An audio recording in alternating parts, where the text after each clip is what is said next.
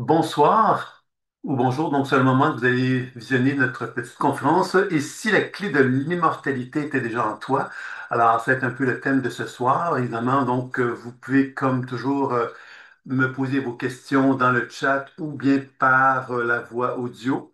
Donc vous pouvez me solliciter à ce moment-là pour que je vous donne accès à ça, puisque là j'ai fermé le micro de chacun pour éviter justement qu'il y ait des bruits qui se manifestent tout au long de la conférence. Alors, mon nom est Sylvain Bélanger. Donc, moi, je fais de la pratique intuitive depuis bien des années, une trentaine d'années et plus, là. Je commençais assez jeune, je suis rendu un peu plus vieux, mais en même temps, j'ai toujours la même passion concernant donc le développement de la lecture intuitive et des soins. Bien qu'à travers toutes les années, j'ai pu voir une évolution se faire à travers ces années-là, je constate quand même aujourd'hui que l'intuition est souvent mal comprise. Et donc, évidemment, et que les soins aussi. Alors, je vais essayer donc de vous partager un petit peu un thème particulier ce soir qui concerne donc l'immortalité. Ça fait un peu, un peu gros, mais j'aimerais ça peut-être vous faire part justement des recherches actuelles qui existent et de faire des parallèles avec ce qu'on retrouve dans la guérison et de constater effectivement qu'on a tous la capacité de porter attention sur notre corps, notre santé et de chercher justement à favoriser le non-vieillissement. Et on va donc en faire une petite démonstration aujourd'hui.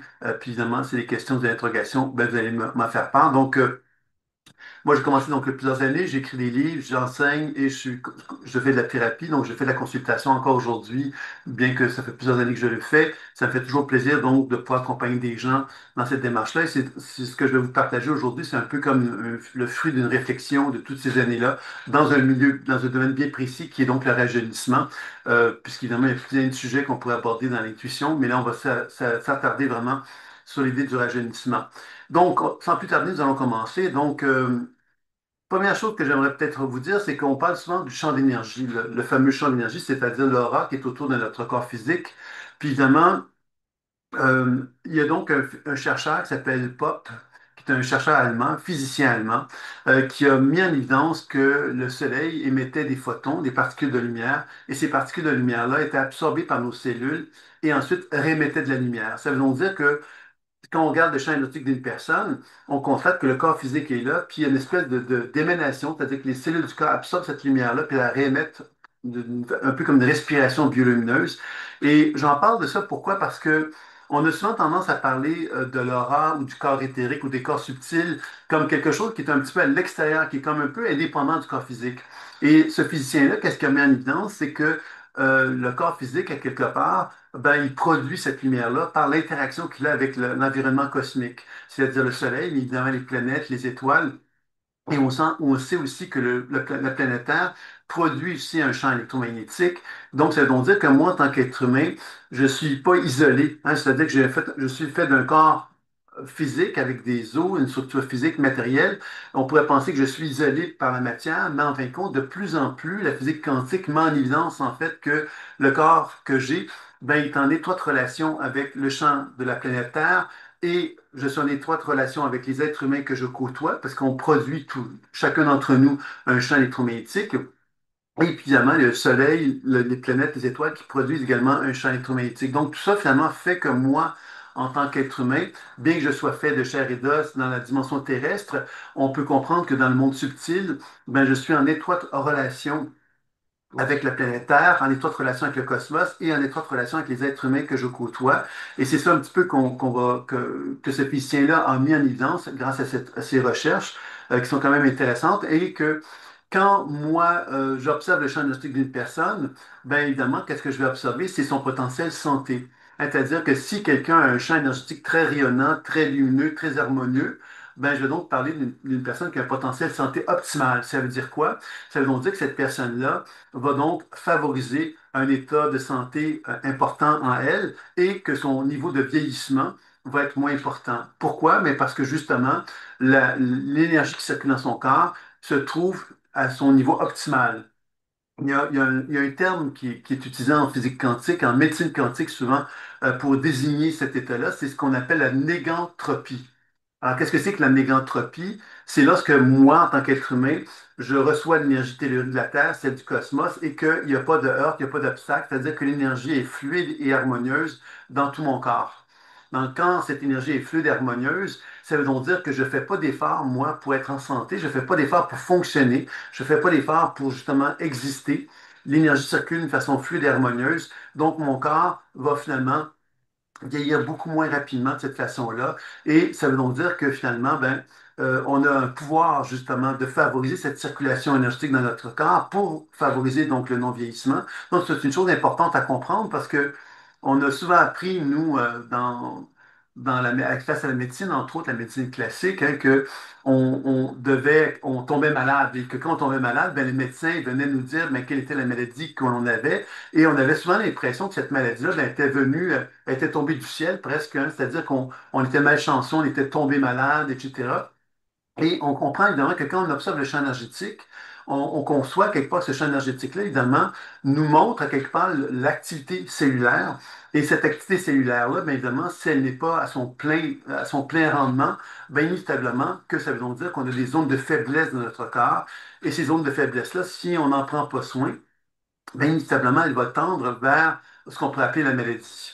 Donc, c'est ça qui est la chose la plus importante à comprendre ici, c'est-à-dire que à notre pratique, grâce à la pratique intuitive, on peut donc déplacer notre attention qui se trouve dans notre cerveau le plus fréquemment. On peut déplacer grâce au véhicule imaginaire notre attention pour voyager à l'intérieur de soi et de se rendre compte que c'est en ce voyage-là que j'effectue dans mon corps, ben, je suis capable donc de voir, entendre et ressentir le degré d'activité cellulaire qui est présent dans mon corps et de chercher justement à favoriser un meilleur équilibre pour que l'énergie biolumineuse hein, des cellules puisse fonctionner à plein, ce qui va donc favoriser ce qu'on appelle la négantropie. L'autre terme qui est important à comprendre ici par rapport à la négantropie, qui est donc la position où on est en train de ne pas vieillir aussi rapidement, il y a évidemment l'idée de l'entropie, qui est l'opposé de la négantropie. Et la négantropie, l'entropie, qu'est-ce que c'est? C'est l'usure prématurée du corps. C'est-à-dire que lorsqu'on se retrouve dans une position où on est dans une position d'entropie, ça veut donc dire que notre champ énergétique, ça ne veut pas dire qu'on est malade, ça veut juste dire quelque part que dans notre corps, il y a des zones de friction, des zones de tension, des zones de perturbation qui font que la lumière qui circule en moi normalement d'une façon fluide et harmonieuse va pas être fluide, va pas nécessairement être harmonieuse et va donc finalement favoriser des frictions dans le corps qui vont faire que l'énergie que j'utilise va être utilisée pour favoriser donc un équilibre, bien que je sois dans un état de déséquilibre. Donc cet état de déséquilibre-là, évidemment, si j'en prends pas soin, ben, il va favoriser donc des ondes d'entropie de plus en plus importantes dans mon corps et ces ondes d'entropie-là vont favoriser donc le vieillissement.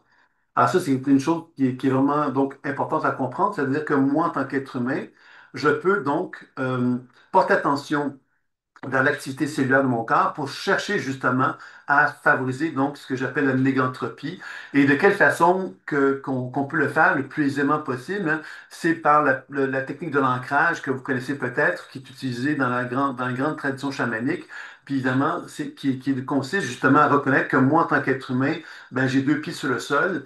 Et ces deux pieds sur le sol me mettent en connexion avec quoi? Ben, avec un champ tellurique, le champ Schumann, que la Terre produit et que ça veut donc dire que moi, en utilisant mon imaginaire, mon véhicule imaginaire, je peux me synthétiser avec le champ Schumann et favoriser sa venue dans mon corps de façon à ce que je puisse aider mon corps à retrouver une fluidité dans la circulation énergétique en cherchant justement à développer cet ancrage-là, cette connexion-là avec l'énergie de la Terre qui va circuler donc de mes pieds jusqu'au sommet de la tête, hein, si je le souhaite, qui va donc aider justement mon corps à retrouver une position d'alignement.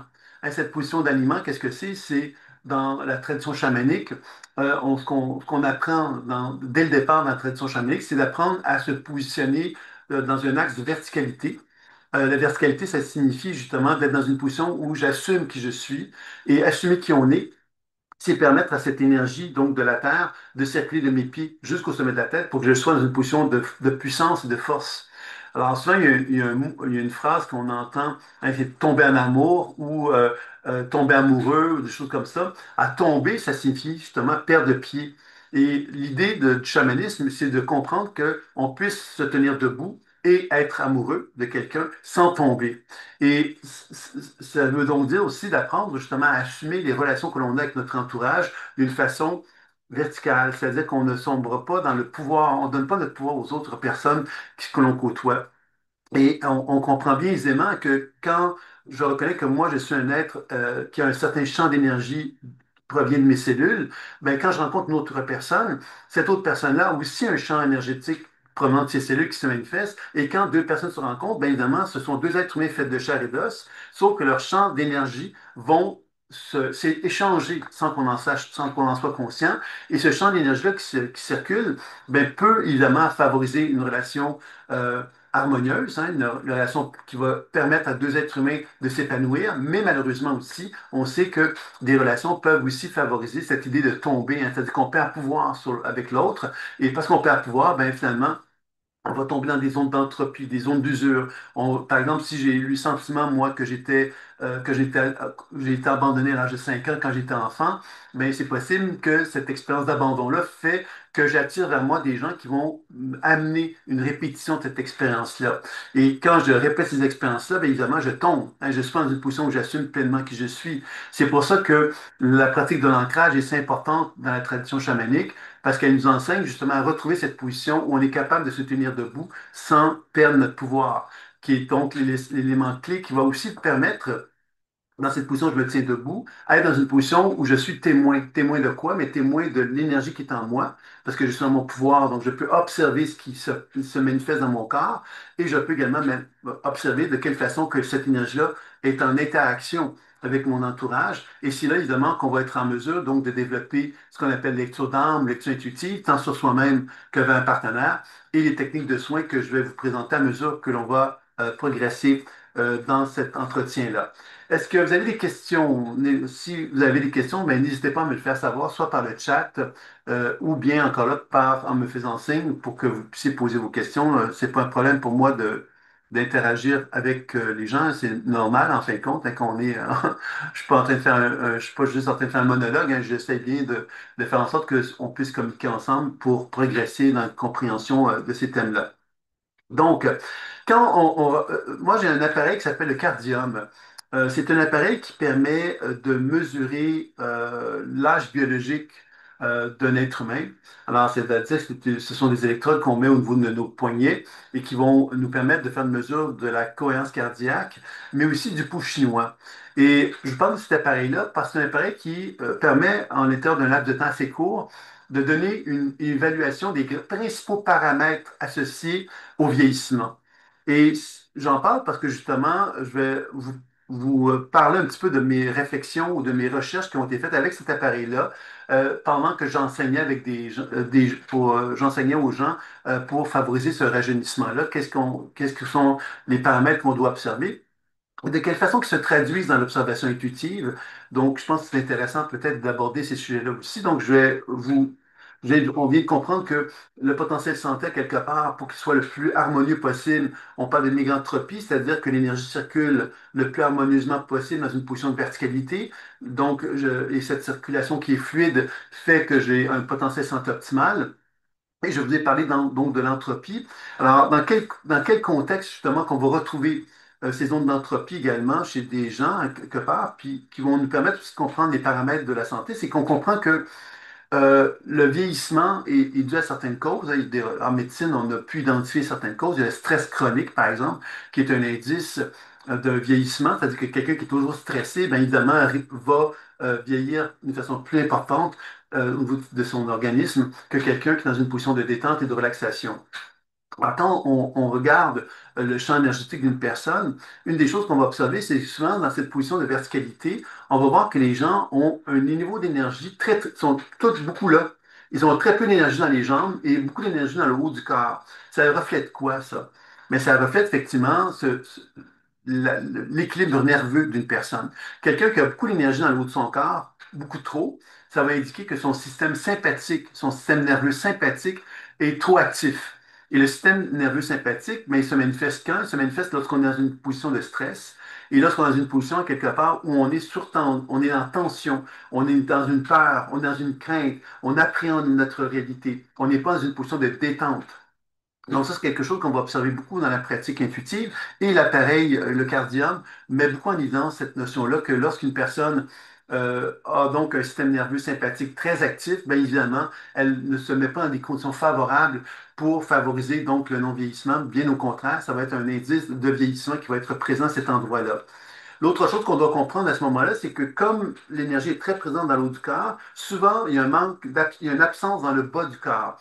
Et cette absence-là est reliée au parasympathique, c'est-à-dire à l'absence de régénération. Le système nerveux parasympathique va souvent permettre au corps de se régénérer, va nous permettre de redescendre sur Terre, justement, nos deux pieds touchent le sol, et on peut récupérer à ce moment-là de la vitalité et de la régénération. Et souvent, malheureusement, dans le cas de stress, on va se retrouver dans une position où les gens sont hyper stressés dans le haut du corps et peu capables de se connecter avec leur parasympathique. Ça, c'est un élément qui a été observé. L'autre élément aussi qui est un facteur de vieillissement qui est assez important, c'est évidemment la cohérence du cœur avec le cerveau. Lorsque les gens, quelque part, sont dans un état de tension, c'est-à-dire que le cœur nous met en connexion avec nos émotions, avec les sentiments qui nous habitent, et notre cerveau, bien évidemment, va nous permettre de soutenir ces émotions-là et d'être capable, donc, de favoriser une forme d'épanouissement humain, hein. C'est-à-dire que moi, je suis en accord avec mon cœur et ma tête, donc je me permets de m'épanouir en tant qu'être humain.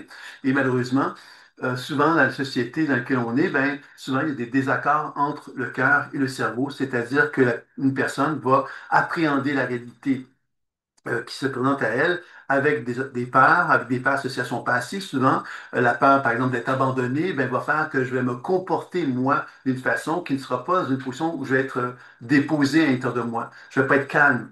Je vais être dans le stress, en train de me dire toujours, bon, ben, je dois faire un effort pour ne pas être abandonné, je dois faire ceci, je dois faire cela. Donc, on vit dans une espèce de délire du passé. C'est-à-dire qu'on prend conscience que notre présent n'est pas là, parce qu'on est tout le temps dans cette appréhension de ce qu'on a déjà vécu dans le passé. Et ça va contribuer à créer une tension au niveau du cœur et du cerveau, qui va donc se traduire par un manque de cohérence cardiaque, justement, qui va être vu dans l'appareil le cardium. Et c'est un autre facteur qui est quand même assez important. Donc, soit qu'on vit dans le passé, soit qu'on vit avec la peur du futur. Et de cette façon-là, bien évidemment, notre nerf vague, parce que la cause cardiaque, c'est le cœur et le cerveau, mais on sait également que lorsqu'il y a une tension entre le cœur et le cerveau, il y a une tension également dans le nerf vague, qui est le nerf le plus long, hein, qui part donc d'ici jusqu'au pied. Donc, quand ce nerf-là est affecté, bien évidemment, tout le système digestif est affecté aussi. Donc, vous voyez que tout ça va contribuer à favoriser donc un vieillissement prématuré. Puis l'idée donc du travail de l'ancrage, par exemple, ou de simplement apprendre à porter attention à l'intérieur de notre corps, justement à faire des voyages à l'intérieur de soi, mais c'est d'apprendre à rétablir cette circulation énergétique pour que justement il y ait donc un système parasympathique qui soit relax et que dans le système sympathique, notre attention, ben, on soit capable de justement observer la réalité dans le présent, qu'on ne soit pas dans l'appréhension de notre passé ou dans l'appréhension de notre futur, qu'on soit simplement présent avec ce qui se passe et qu'on soit dans une position de relaxation et d'ouverture. Et ça, c'est justement la position de l'ancrage, mais ça va contribuer à cela, évidemment. Puis évidemment, tout le travail intuitif qui est proposé dans la pratique de la pleine conscience intuitive va nous aider justement à être capable de rétablir cette circulation de la façon la plus saine possible.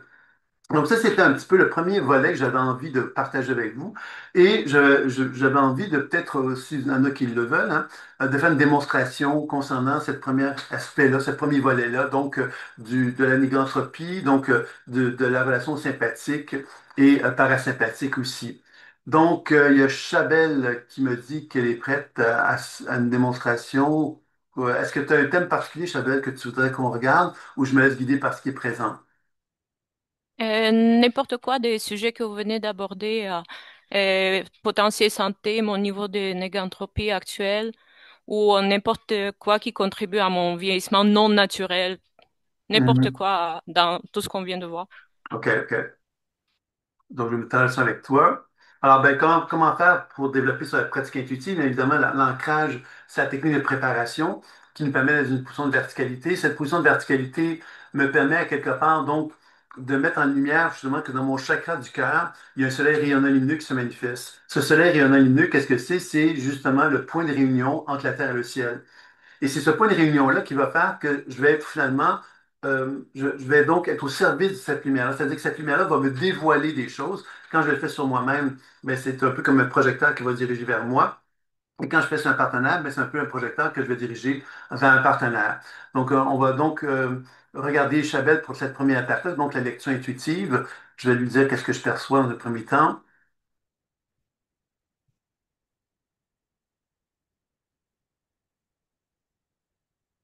Tu vois, Chabelle, la première chose que moi je te dirais, c'est au niveau de la tête. Alors, ce qui semble s'imposer à moi, c'est ça. Et qu'est-ce qu'on sent? C'est un peu comme quelqu'un qui est fermé de la tête. Alors, fermé de la tête, c'est comme quand on ne veut pas entendre, on ne veut pas ressentir, on ne veut pas voir. Tu sais, il y a une espèce de position où on essaie de comprendre beaucoup intellectuellement parlant les choses, mais on ne se fait pas assez confiance dans notre sensibilité. La sensibilité, qu'est-ce que c'est? C'est cette capacité que j'ai de faire confiance à la vie qui est en moi. Alors que dans la tête, quand c'est très actif à cet endroit-là, ben, on veut tellement comprendre intellectuellement parlant, donc d'une façon rationnelle, qu'il y a une genre de surchauffe qui peut en résulter et qui peut, comme, pour moi, occasionner quelque part comme une espèce de fermeture dans cet espace-là, un peu comme quelqu'un qui est comme scellé ici, puis qui veut tellement tout comprendre qu'elle devient comme congestionnée de la tête et que le reste du corps, bien évidemment, n'est pas dans une position aussi optimale à ce moment-là. Je ne sais pas comment tu reçois ça, ce que je viens de te dire, Chabelle.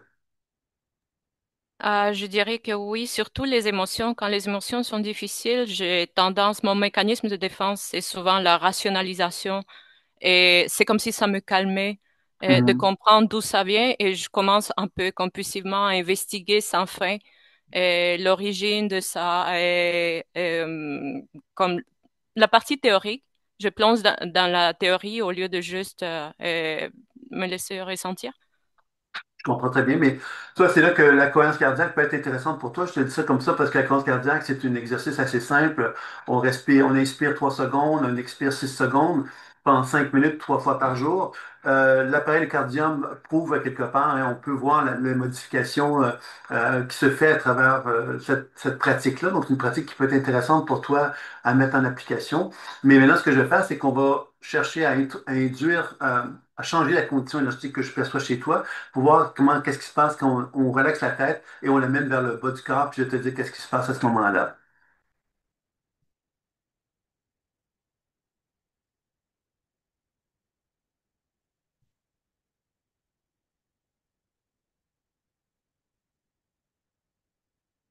Toi, ce que je te dirais, c'est que moi, je pense que profondément en toi, tu es très intuitive, mais que tu as énormément peur de t'ouvrir à cette intuition-là, parce que l'intuition, finalement, qu'est-ce qu'elle révèle? Elle révèle une forme de vérité. C'est un peu comme quand on est un enfant, on a compris les choses intuitivement, et nos parents ou les gens qui sont autour de nous nous reflètent quelque chose qui est en désaccord avec ce qu'on perçoit. Donc, ce qu'on fait, c'est qu'on prend conscience que nos intuitions qu'on peut avoir ne sont pas justes, parce que justement, l'extérieur nous reflète quelque chose qui nous confirme que c'est peut-être pas juste. Donc, on développe donc des mécanismes de défense pour nous empêcher d'être connectés avec notre vivant, avec le vivant qui est en nous, parce que justement, on comprend que c'est pas bienvenu, que c'est pas bien accueilli par notre entourage. Et à ce moment-là, bien évidemment, moi, je vois ça comme des pleurs, tu sais, les pleurs d'un enfant, quelque part, qui a reconnu à l'état de lui-même des choses qui sont très vibratoires, très vivantes, qui sont en lui, mais qui se rend compte qu'il peut pas les exprimer parce que, justement, son entourage ne lui donne pas l'opportunité de le faire. Donc, un peu comme si les gens autour de lui nous disaient, ben non, t'es pas juste dans ce que tu es, dans ce que tu ressens. Et puis évidemment, l'enfant, ben, lui, à quelque part, il comprend qu'il n'est pas juste, donc il doit, quelque part, faire en sorte de justement ne pas écouter ce qui l'anime. Et c'est ça un petit peu que je sens de toi à ce niveau-là, Chabelle. Je sais pas ce que tu en penses de ça. C'est tout à fait juste, mais pour moi, c'est deux sujets séparés. L'intuition, je dirais que je l'accueille les bras ouverts et je fais de l'écriture spontanée tous les jours. J'écris depuis l'âge de 13 ans. Et en général, on dirait au contraire que c'est en train de se développer encore plus ou que je suis en train de m'ouvrir à ça encore plus et faire Mhm. confiance et suivre sans questionner pour ça spécifiquement. Mais de l'autre côté, l'autre sujet pour l'entourage, tout à fait, il n'y a pas de validation de mon chemin, cette portion de mon chemin actuel, de mon chemin de vie. J'ai très peu de validation externe. Donc, je suis un peu en tête-à-tête avec mon intuition et parfois, j'aimerais avoir cet accompagnement, disons, aussi dans le monde, pas juste dans le monde non manifeste, mais aussi dans le manifeste. Donc, tout ce que vous avez dit, oui, mais pour moi, c'est comme deux sujets. L'intuition Ouais, est à mais 100% là. On va Hum, justement regarder justement les deux sujets dont tu parles parce que justement, ça touche la rationalité, ça touche l'intuition. Tu vois, justement, l'intuition, c'est pas une absence de rationalité, OK? Et la rationalité n'est pas une absence d'intuition. Tu vois, il y a quelque chose là-dedans à comprendre, c'est-à-dire qu'il y a une possibilité d'envisager que le rationnel puisse être au service de l'intuition et que l'intuition peut être au service du rationnel. Je te parle de ça parce que justement, les deux sujets dont tu parles, pour moi, sont un même sujet. C'est simplement qu'il y a un manque de communication entre les deux. C'est-à-dire que quand tu es dans le discours intuitif, tu le disais toi-même, tu n'as pas cette relation irrationnelle. Et je pense que justement, ça serait intéressant peut-être pour toi, justement, de, de porter attention justement de quelle façon que ces deux hémisphères-là, l'hémisphère droit et l'hémisphère gauche, peuvent communiquer parce que le côté rationnel, c'est une compréhension. L'intuition, qu'est-ce que c'est? C'est un autre regard. Cet autre regard-là peut être compris intellectuellement parlant de la même façon que toi, on n'est pas obligé de scinder les deux en fin de compte. C'est ça que je veux te faire comprendre. Et ce serait sans doute intéressant pour toi justement de mieux communiquer, c'est-à-dire que face à tes perceptions intuitives, tu pourrais discuter avec elle par ton rationnel pour comprendre davantage leur raison d'être. Ça te permettrait justement d'enrichir ta façon d'appréhender ton monde intérieur et ça te permettrait sans doute aussi d'aller chercher ce que moi j'appelle, je vais dire ça d'une façon caricaturale en disant comme ça, l'intelligence. Ça veut pas dire que tu n'es pas intelligente, là, c'est pas ça que je veux dire, mais ça veut dire que l'intelligence qui t'anime serait enrichie parce que tu trouverais quelque part le mariage entre l'intuition et le rationnel. Je sais pas si tu comprends ce que je veux dire par là. Oui, tout à fait. Je suis quand même surprise parce que j'y travaille avec des pratiques, mais c'est sûr qu'on est des êtres multidimensionnels. Il y a des couches aussi, puis on a des résistances, on a des blocages, on se raconte des histoires aussi souvent. Mais je fais des pratiques journalières comme par exemple, je colore avec mes deux mains, j'écris avec mes deux mains. Euh, je fais plusieurs choses qui sont, je me brosse les dents avec les deux mains volontairement, n'importe quoi pour la neuroplasticité et pour connecter, disons, mes deux hémisphères. Donc, et en fait, tout ce que je vous disais par rapport à mon scientifique interne quand j'investigue des choses, j'investigue des émotions, ça c'est mon côté rationnel gauche. Mais les sujets eux-mêmes viennent par l'intuition. Donc, c'est comme ça que je les marie, les deux, quand Mhm. même. Donc, j'ai l'impression, où je me raconte l'histoire, où je choisis de croire que je suis quand même en communication entre les deux parties. C'est plus, je dirais, de ramener la partie intuitive vers l'externe. À partir du moment où j'ai un interlocuteur, on dirait qu'il y a un blocage par rapport à la validation. Oui, mais tu vois, Donc, je, en fin de compte, l'intuition, quelque part, c'est pas, l'intuition, c'est pas un monde à part. C'est-à-dire, l'intuition, quelque part, c'est un monde interne. Ce monde interne-là, quelque part, si on n'est pas capable de l'assumer, quand tu dis face aux autres, hein, mais je te dirais même face à toi, c'est-à-dire que faire des exercices comme tu fais, c'est très bien. Maintenant, l'intuition, quelque part, qu'est-ce qui est la clé de l'intuition? C'est être capable de pouvoir échanger avec l'intuition. Échanger avec l'intuition, c'est être capable de faire parler l'intuition être capable de nous amener à comprendre que l'intuition est un ami avec lequel je peux collaborer, avec lequel je peux échanger, je peux enrichir ma vision des choses. Et cette vision des choses devient tellement évidente pour moi qu'elle devient quelque part une source d'enrichissement dans mon échange avec l'extérieur, parce que justement, j'ai intégré ça quelque part, toi, et j'ai l'impression que une des raisons pourquoi tu ne l'as pas intégré, c'est qu'il y a de la colère en toi, selon moi, hein, il y a de la colère en toi qui touche la fameuse tête, hein, et qui touche à quelque part cette espèce de tromperie, je vais l'appeler comme ça, qui a été vécue dans l'enfance et dans lequel cet aspect intuitif était très riche, très présent et qu'on n'a pas été accueilli, on n'a pas été reconnu. Et qu'aujourd'hui, bien évidemment, une des façons pour toi d'exprimer ton intuition, sans doute, viendra avec le fait que tu vas devoir justement mettre des points sur les i face à des gens, quelque part, qui ont des avis peut-être différents de toi et que toi, tu vas devoir affirmer sur tes perceptions, ton regard, ta réalité, bien que ces gens-là vont peut-être pas être en accord avec toi. Et j'ai l'impression que c'est vers là, que c'est vers ça que tu tends, toi.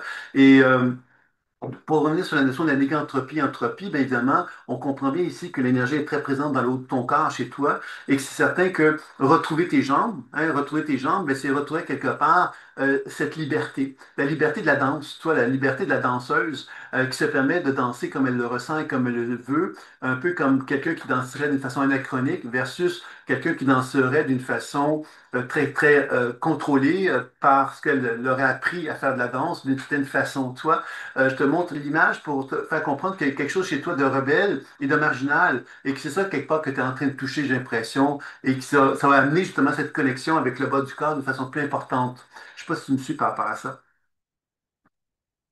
Oui, je vous dirais que je suis à l'étape justement d'une assertivité plutôt réactive un peu, dans le sens, Mhm, toute la partie que vous avez dit sur l'enfance, il y a quelque chose qui a été réprimé sans doute, et par la suite aussi plus tard dans des relations spécifiques, des aspects spécifiques aussi de la vie. Puis maintenant, j'ai l'impression que c'est un peu trop rebelle. C'est pas, c'est assez assertif, assertif, on dit en français assertif, mais on dirait que oui, ça sort cru, parce que j'ai déjà été direct en étant enfant. J'étais tellement direct que c'était blessant. Je pouvais être un enfant, je m'en foutais un peu. Je disais exactement comme ça me venait à l'esprit. J'ai appris à être plus empathique aussi en lien avec ça, mais on dirait qu'il faut revenir à ça, mais doucement, mais sans tomber dans le people pleasing non plus. mhm, mhm, Mais je dirais que c'est ça la danse en ce moment pour moi. C'est ça, c'est comme je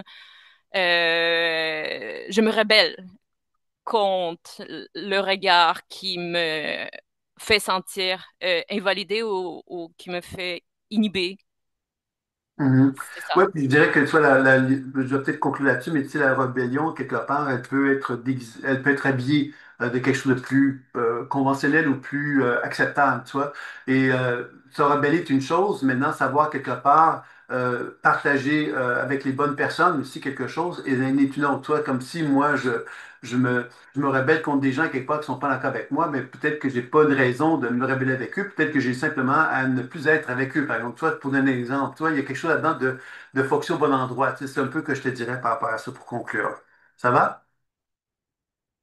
Oui, tout à fait, tout à fait. C'est plus, je me dis, c'est aussi d'accepter différents points de vue et pas faire en sorte que ça me touche aussi, non? Comme pas me laisser trop influencer aussi. Oui, mais Mais c'est là que ça touche la foi envers tes propres intuitions. C'est-à-dire que quand on a une foi envers nous-mêmes, à quelque part, on développe une certaine forme de position. Tu sais, quand je dis tomber, c'est parce qu'on a une certaine instabilité. On tombe parce qu'on est affecté par ce que l'extérieur peut nous dire, etc. Parce que justement, il y a en nous, à quelque part, une certaine volonté, à quelque part, d'être en alliance ou en lien avec les autres, tu vois. Et l'idée de retrouver la position de verticalité, c'est de retrouver une position, justement, où on est en notre pouvoir. Notre pouvoir, mais on est de moins en moins affecté parce que l'extérieur puisse nous amener dans une direction qui ne soit pas la bonne pour nous. Tu comprends? C'est ça un peu que je dirais par rapport à ça. Donc, moi, je pense oui, que merci ça court beaucoup. à ce niveau-là.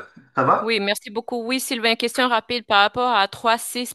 Juste nous rappeler pourquoi c'est pas 5-5 pour la Ah, cohérence. mais si on regarde, parce que en fin de compte, 5-5, c'est expiration classique de la cohérence cardiaque, sauf que les recherches récentes disent que l'important, c'est l'expiration qui soit plus longue que l'inspiration. Donc, moi, je dis 3-6, ça pourrait être aussi un autre registre, mais le 3-6, c'est quelque chose qu'on retrouve dans le pranayama aussi, qui est une tradition yogique très ancienne et qui a longtemps démontré quelque part qu'ils avaient déjà compris que la cohérence cardiaque avait que ce que la cohérence cardiaque démontre aujourd'hui, sauf qu'ils avaient pas nommer les choses. C'est la science aujourd'hui qui parle de la cohérence cardiaque, qui a mis en évidence à quelque part qu'ils ont fait une grande découverte, sauf que le pranayama l'avait découvert bien avant eux. Et le 3C, c'est quelque chose qui est utilisé beaucoup en pranayama. Voilà, OK, merci beaucoup. bienvenue.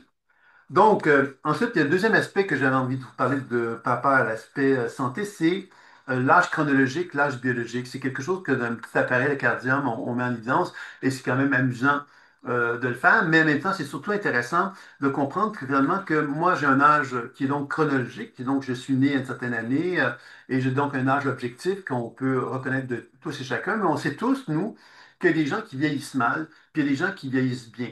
Alors, qu'est-ce qui détermine ce niveau de vieillissement-là, quelque part? Hein? Qu'est-ce qui fait qu'une personne va bien vieillir plutôt qu'une autre? Bien, souvent, actuellement, ce qui est intéressant, c'est qu'on a mis en évidence que il y a des éléments qui font qu'on puisse bien vieillir. Ça, c'est quand même intéressant parce que longtemps, on pensait que la personne hérite d'un bagage génétique et est pris avec ce bagage génétique-là. Puis malheureusement, ben, comme c'est un mauvais bagage, ben, elle va se retrouver donc à avoir des maladies ou en tout cas à vieillir d'une façon prématurée, etc. Aujourd'hui, on a compris que les gènes, par exemple, le bagage génétique qu'on reçoit, finalement, il peut être transformé, il peut être modifié. Il y a également les télomères qui sont des structures associées donc aux chromosomes, hein, qui sont aussi associées donc à l'idée quelque part qu'on peut les modifier. Les télomères, qu'est-ce que c'est? Ce sont des petites tiges hein, qui font que lorsque les cellules se reproduisent, ben, ces tiges-là vont devenir de plus en plus petites et les recherches ont démontré que plus c'est petit, plus les cellules vont vers la mort. Et ça indique justement le niveau de vieillissement d'une personne. En tout cas, c'est ça que certaines recherches vont témoigner. Et évidemment, ça aussi, on a remarqué qu'il était possible d'influencer ça. Et de quelle façon? Ben, vous allez vous découvrir que ce sont des façons assez simples qu'on a tous moyen d'utiliser, qui sont vraiment importantes à bien comprendre. La première, ben, c'est l'alimentation. Hein, simplement être attentif à notre alimentation. Si, par exemple, j'ai une famille, mon histoire familiale me reflète un certain type d'alimentation et que moi, je décide de me prendre en charge et de changer ma façon de manger parce que je considère que cette façon-là qui m'a été transmise n'était pas appropriée pour moi, ben je risque de faire des changements génétiques et des changements au niveau des télomères qui vont favoriser donc ma santé, qui vont donc changer mes conditions. Donc ça, c'est quand même un élément important à se rappeler. Donc l'alimentation, on a tous un moyen d'être attentif à ce qu'on mange et on peut tous faire des changements intéressants à ce niveau-là. L'activité physique.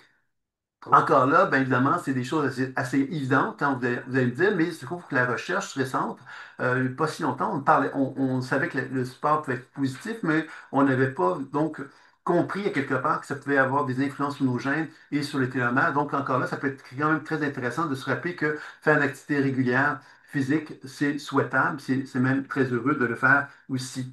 L'autre élément qui est associé à ça, c'est bon, la qualité du sommeil, évidemment, qui peut être intéressante pour nous de nous rappeler que ça peut être intéressant de développer cette qualité du sommeil, d'être attentif à notre sommeil pour qu'il soit le plus favorable. Il y a également un autre élément aussi qui a été observé, c'est la méditation et la cohérence cardiaque, justement. Ce sont des pratiques, on vient de parler de la cohérence cardiaque, la méditation, évidemment, dans la pratique intuitive, la méditation est un peu différente que l'état méditatif classique, mais on constate que même dans les états intuitifs, on arrive justement à constater qu'il y a donc une influence sur les gènes et sur notre relation avec les télomères dont je parlais tout à l'heure. Donc, puis évidemment, donc, les émotions gratitude, amour, joie, confiance semblent aussi avoir un impact là-dessus. Donc, vous voyez que on peut déjà comprendre quelque part qu'il y a des moyens pour nous donc d'influencer nos gènes, d'influencer à quelque part les télomères et donc de favoriser, d'aider ce qu'on pourrait appeler le vieillissement prématuré. Et l'idée de l'âge chronologique, l'âge biologique, bien évidemment, vous l'avez compris, que si moi, j'ai dans mon champ énergétique, j'ai un potentiel santé qui est très mauvais, mais que je ne suis pas malade, parce qu'évidemment, on sait que les médecins vont attendre qu'on soit malade pour arriver à nous dire, mais t'es malade, hein? Ils vont pouvoir nous dire, mais t'as telle maladie. Mais avant qu'on soit malade, on peut avoir plein de symptômes et de perturbations de santé importantes, sauf que comme on n'est pas été identifié malade parce qu'on n'a pas de maladies qui ont été désignées, bon, on a des problèmes fonctionnels, c'est-à-dire que nos organes ne fonctionnent pas optimalement. Mais quand on n'est pas malade, ben, quelque part, on ne se soigne pas véritablement. On attend finalement de tomber malade pour qu'effectivement la médecine puisse faire quelque chose pour nous. Et c'est là évidemment qu'on comprend qu'il y a toute la notion de la prévention là-dedans. La prévention, c'est que si moi, je veux prendre soin de moi en tant qu'être humain, puis avoir un âge biologique qui me soit favorable, ben, qu'est-ce que je dois faire? Ben, je dois être attentif justement à mes fonctions énergétiques, hein, à m'observer, à prendre soin de moi quelque part, pour ne pas attendre justement que je tombe malade pour m'occuper de moi. Hein, quelque part, c'est là qu'on comprend que la prévention est quelque chose qu'on n'a pas tellement développé dans le milieu médical qu'on connaît, hein. Mais on sait qu'il y a plein de méthodes de prévention, la naturopathie, la médecine chinoise, il y a plein d'anciennes médecines qui ont mis beaucoup l'emphase sur la notion de la prévention. Et je pense que c'est quelque chose qui peut être vraiment très intéressant à porter attention à cela. Une des façons pour moi de vous parler de la prévention, c'est de vous parler des conditions énergétiques qui sont associées au champ d'énergie. C'est-à-dire que l'équilibre, bien évidemment, c'est les cellules qui absorbent et remettent de la lumière d'une façon harmonieuse tout autour de moi. OK, à quelque part, ça veut donc dire que j'ai un potentiel santé optimal. Ça veut donc dire à quelque part que mon corps va vieillir moins rapidement que d'autres corps. Puis maintenant, on va voir qu'il y a donc des déséquilibres qui peuvent se manifester dans notre champ énergétique. Je vais vous en parler un petit peu, juste pour qu'on touche un petit peu, qu'on comprenne mieux quelque part, c'est quoi, à quel moment que notre âge biologique est mis en jeu, hein, c'est-à-dire qu'à quel moment qu'on peut vraiment favoriser un vieillissement trop rapide qui est pas une bonne chose en fin de compte, hein. Donc, le désalignement. Qu'est-ce que c'est que le désalignement? C'est que lorsque mon champ énergétique est désaligné par rapport à mon corps terrestre. Alors, pourquoi ça arrive, ce genre de situation-là? C'est fréquent que ça se produise dans des cas d'accident de voiture, par exemple, des situations où on risque pour notre vie, par exemple, une situation de viol, une situation de guerre, des situations quelque part où on est en danger. Qu'est-ce qui va arriver? C'est que mon corps va se retrouver dans une position où il y a tellement de danger qu'il va paralyser. C'est-à-dire que le système immunitaire va paralyser dans ces conditions-là. Et lorsqu'il y a une paralysie, qu'est-ce qui va se passer? Ben, c'est un peu comme si tout le courant énergétique de cette région-là ben, était coupé. Et à ce moment-là, c'est un peu comme si le champ énergétique restait comme figé comme ça. Et la personne, ben, quelque part, qu'est-ce qui va arriver souvent, c'est a vraiment l'impression d'être à côté de ses pompes parce que justement, il y a quelque chose qui ne suit plus. Et évidemment, pour travailler là-dessus, bien évidemment, c'est souvent nécessaire de justement porter attention sur ce qui est figé et de chercher justement à travailler par exemple, dans le travail intuitif, donc d'arriver à questionner ces éléments figés-là, de chercher donc à donner tout ce qu'ils ont nécessaire pour les libérer de ces perturbations-là, et de rétablir le champ énergétique pour que justement il y ait un équilibre qui retrouve son expression dans un cas comme celui-ci. D'autres cas qu'on va retrouver, c'est l'hypo-hyper, c'est-à-dire qu'on est tous, souvent on dit qu'il y a des gens qui sont yin, il y a des gens qui sont yang, c'est des termes qu'on retrouve en médecine chinoise. Et moi, je dirais que le yin, ce sont des gens qui sont hypo. Hypo, à quelque part, ce sont des gens justement qui fonctionnent en dessous de leur capacité. C'est-à-dire que moi, j'ai 100% d'énergie, mais en tant qu'hypo, je vais utiliser peut-être 50% de mes ressources énergétiques. Ça, ce que ça va faire, c'est que mon corps il va moins se déployer, c'est-à-dire que les cellules vont absorber la lumière, mais vont moins en réémettre. OK? Parce que l'hypoactivité, c'est comme si je prenais l'énergie puis je la contenais en dedans de moi. Et en étant comme ça, qu'est-ce qui va arriver? Bien évidemment, toute ma circulation énergétique va être moins fluide, moins libre. Pourquoi? Parce que je reste dans une position un peu comme de tension. Et cette tension va faire que l'énergie, elle va fonctionner au ralenti. Elle va moins bien circuler. Et moi, en tant qu'être hypoactif, je vais être plus le genre de personne qui attend. Attend quoi? Mais qui attend que la personne qui est là vienne me dire bonjour, que cette personne-là vienne me dire vienne me voir pour me faire part qu'elle a une attention envers moi. Vous voyez, on est plus dans une forme de passivité dans le cas de l'hypoactivité.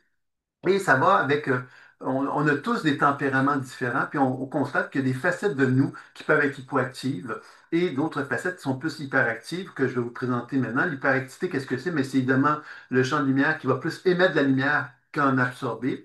Ça veut donc dire qu'il dépense de l'énergie d'une façon plus importante et quelquefois, c'est quelqu'un qui va même dépenser au-delà de ses ressources. C'est donc quelqu'un qui va avoir tendance justement à s'épuiser s'il ne fait pas attention. Alors, l'hyperactivité, bien évidemment, c'est quelqu'un qui est dans l'action, qui est dans l'extérieur. Alors, l'hypoactivité est plus dans son monde intérieur, l'hyperactivité est donc plus vers l'extérieur, puis va donc favoriser une dépense énergétique. Et s'il ne fait pas attention, l'hyperactif, il peut développer ce qu'on pourrait appeler de l'inflammation, c'est-à-dire qu'il va créer de la sécheresse à l'intérieur de lui parce que l'énergie qu'il dépense est tellement importante qu'il peut donc assécher son être. Et dans cet assèchement-là, bien évidemment, des perturbations plus importantes qui vont donc en résulter. Donc ça, c'est deux conditions énergétiques qu'on va retrouver et qui sont favorables à la maladie. OK? Ce qui ne veut pas dire qu'on a tous tendance à être un peu hypo ou un peu hyper. OK? On a tous des tempéraments où on peut reconnaître effectivement qu'on est plus dans l'action, peut-être on est plus dans l'introspection. OK? C'est quelque chose qui est une tendance naturelle, mais ça ne veut pas dire pour autant que parce qu'on a cette tendance naturelle-là qu'on ne peut rien faire. On peut évidemment s'accompagner pour retrouver une position de verticalité. Hein, une position de verticalité, ça signifie que même si je suis hypo ou hyper ou désaligné, j'apprends justement à m'harmoniser le plus possible pour être le plus en accord avec qui je suis. Et c'est ça, quelque part, qu'on va chercher à faire. Maintenant, si on est dans l'hypo et l'hyper et qu'on ne fait pas de changement par rapport à ça, on va tendre vers la surcharge. qui est une autre condition. La surcharge, elle va se déployer comment dans notre champ énergétique? Bien souvent, on va constater que le champ va s'effondrer dans une région. Admettons, si la surcharge se situe au niveau de ma gorge, bien évidemment, cette surcharge-là va créer un effondrement dans la région de mon champ. Donc, je vais voir que la région ici, n'est pas capable d'absorber et de remettre de la lumière parce qu'effectivement, il y a une espèce d'isolement énergétique qui s'est fait à cette région-là. Et cet isolement-là, dans le cas de l'hypo, va entraîner du froid et va entraîner évidemment souvent une situation quelque part de congestion. L'énergie circule de moins en moins, ça s'accumule, etc. Ça donc crée comme une espèce de congestion. Et dans le cas de l'hyperactivité, ça va créer de la chaleur et ça va être souvent davantage une situation d'inflammation, c'est-à-dire d'assèchement qui va en résulter à ce moment-là. Alors, vous voyez que moins on s'occupe de soi, plus évidemment on va tendre vers l'hyperactivité ou l'hypoactivité surchargée. Et si on reste dans ces conditions-là, on va aller vers l'épuisement. Alors, même dans l'épuisement, ça ne veut pas dire qu'on est malade. L'épuisement, c'est une situation où notre énergie, elle n'est plus là. On n'est plus capable de fonctionner correctement. Mais on sait que des gens qui, même s'ils sont plus capables de fonctionner correctement, vont continuer à vivre comme si rien n'était, c'est-à-dire en essayant de rejoindre les deux bouts. Et vous voyez que dans ces conditions-là, évidemment, c'est là qu'on va tomber dans le vieillissement prématuré, hein. C'est-à-dire que moins j'ai de l'énergie en moi, moins mon corps est en santé, moins je suis dans un état de fluidité, et plus je fais des efforts pour essayer de continuer à vivre comme si rien n'était, mais plus inévitablement mon âge biologique va être affecté par ça. Hein, c'est là que je vais vivre un vieillissement vraiment prématuré. Et c'est pour ça que justement, dans la pratique intuitive, bien évidemment, on peut voyager à l'intérieur de soi pour justement reconnaître les zones d'équilibre qui sont en moi, mais les zones de désalignement, les zones qui sont hypo, qui sont hyper, qui sont surchargées, qui sont épuisées, et de chercher justement à avoir des actions sur ces régions-là pour favoriser donc un mieux-être. C'est comme ça qu'on va arriver justement à retrouver quelque part cette position de verticalité et dans laquelle la santé va être optimale. C'est ça un petit peu qu'on va rechercher à travers cette démarche-là. Est-ce qu'il y a des questions concernant ce deuxième volet que j'avais envie de vous présenter? Puis s'il y a quelqu'un qui a envie que je fasse une démonstration sur cet aspect-là, donc on va aller. Donc il y a Pierrette qui se présente. Est-ce que Pierrette a un thème particulier? Non, pas particulièrement. Je voulais savoir l'équilibre entre hypo, hyper. Bon, j'ai une idée de ce qu'il en est. Et, euh, et par rapport au vieillissement, si j'ai déjà entamé mon capital jeunesse. Mais comme je te dis, à quelque part, la bonne nouvelle, c'est que la physique quantique, qu'est-ce qu'elle met en évidence, justement, c'est cette relation. Ce qui est révolutionnaire dans la médecine quantique, c'est qu'elle met en évidence, à quelque part, que le regard qu'on porte sur nous-mêmes est un regard qui a donc une incidence. Hein, c'est un peu comme le concept de l'effet placebo. Hein. Si moi, je suis convaincu d'être vieux, ben, je vais devenir vieux. OK, on est d'accord? Donc, la physique quantique, c'est ce qu'elle met en évidence. Donc, déjà, à ce moment-là, évidemment, on peut prendre conscience, à quelque part, que si moi, à chaque jour, je peux porter attention vers mon corps et que je peux modifier ma condition énergétique dans mon corps, je suis en train de favoriser un rajeunissement. Si je suis convaincu que je ne peux rien faire sur ce corps-là et que le vieillissement est inévitable, ben, à quelque part, je ne ferai rien. Donc, je vais vieillir. Vous voyez, alors c'est là qu'on comprend que la physique quantique elle met en évidence que la conscience a un rôle à jouer. L'épigénétique a démontré cette réalité-là. C'est-à-dire que l'épigénétique, elle nous fait comprendre que ma conscience, selon où elle porte son attention, elle va nourrir des gènes plutôt que l'autre. Alors, ça veut donc dire que si moi, quelque part, je suis figé dans mon esprit, ben, je vais continuer quelque part à nourrir mon corps pour qu'il puisse justement m'amener dans une voie de vieillissement, par exemple. Alors, c'est là quelque part qu'on doit vraiment reconnaître à quelque part qu'on a un rôle à jouer, et c'est ce rôle à jouer qui est si nouveau.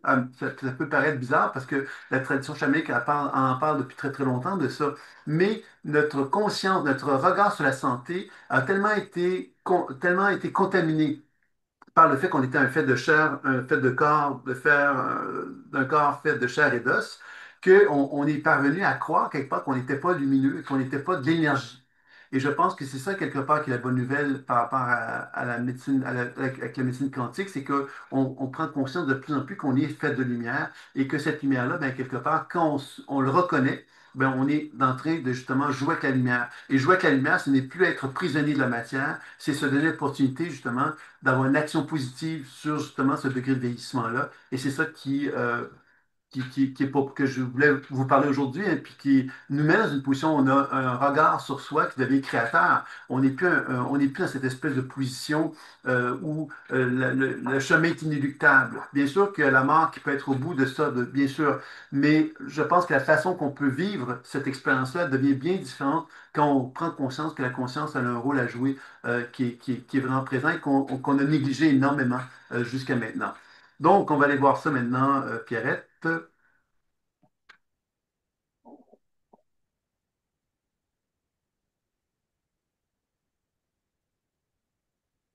Tu vois, il y a deux choses que je dirais sur toi, Pierrette. La première, c'est que au niveau de la zone du bassin et des jambes, il y a quelque part quelque chose de l'ordre de la surcharge qui est là. Tu vois, là, je lance des mots comme ça, mais ça ne veut pas dire que tu es dans l'état de surcharge, mais il y a une forme de congestion qui est là dans le bas du corps et qui est liée justement à comme une personne finalement qui a fonctionné dans un contexte d'hypoactivité. C'est-à-dire un peu comme quelqu'un qui reconnaît qu'elle a des choses qu'elle pourrait faire de sa vie mais elle ne les fait pas. OK? Ça, c'est une première chose. Maintenant, pour continuer dans la même logique de ça, ce qu'on voit, c'est que dans le par rapport à ton cœur et le sommet de la tête, là, à ce moment-là, une énergie d'hyperactivité qui est là, tu vois. Donc, il y a une hypoactivité dans le bas du corps et il y a une hyperactivité dans le bas, dans le haut du corps. Et cette hyperactivité-là, ben, elle est reliée justement à cette femme qui a envie, elle, de, tu sais, quand on dit se réaliser, s'épanouir, atteindre des objectifs de vie à quelque part qu'on s'est fixé. Donc, on sent que dans le cœur vers le haut, il y a comme vraiment cette espèce d'élan, une espèce de volonté d'avancer. Puis en même temps, dans le bas du corps, il y a comme quelque chose qui est davantage relié à ce que moi j'appellerais une certaine forme de vieillissement, OK, pour donner un terme à ça, un genre de vieillissement prématuré. Puis on va explorer pourquoi ce vieillissement prématuré se manifeste dans le bas du corps pour mieux comprendre de quelle façon qu'on peut le changer. Parce que moi, je lance des mots comme ça, mais je veux surtout pas te faire croire que tu es figé en quelque chose. C'est simplement comme une condition énergétique qu'on voit là. Et on va essayer de changer la situation du bas du corps plus spécifiquement. Est-ce que tu me suis par rapport à ça, ça va? Oui, c'est ça, puisqu'au niveau des jambes, j'ai toujours eu un blocage, j'ai jamais su pourquoi. Et j'ai tendance à être hyperactive. Donc c'est pour ça quand tu m'as dit hypoactive, ça m'a surpris, mais je le conçois avec le problème des jambes. Ouais, mais là, tu Ouais, as vu qu'on a parlé de l'hyperactivité avec le ouais, cœur. ouais. Tu T'as vois, dit les parties. c'est là que tu vois, on est souvent comme ça, on est souvent dans une position de compensation. Et c'est cette compensation-là, quelque part, qui fait qu'on a tendance à être hyperactive tout en étant hypoactif. Et c'est cette hypoactivité qu'on se rend pas compte qui existe parce on est dans le mode hyperactif, tu vois. Et c'est ça, quelque part, qui est l'idée de renouer contact avec ce que moi j'appelle l'ancrage. L'ancrage, c'est de retrouver la position de verticalité qui fait que je prends conscience des conditions énergétiques sur lesquelles que je ne suis pas en mesure de voir consciemment. Tu vois, c'est là que la pratique intuitive elle devient intéressante parce qu'elle nous permet de mieux accompagner ces mouvements-là. Donc, on va aller voir le bas de ton corps maintenant, puis je vais te dire ce que je perçois.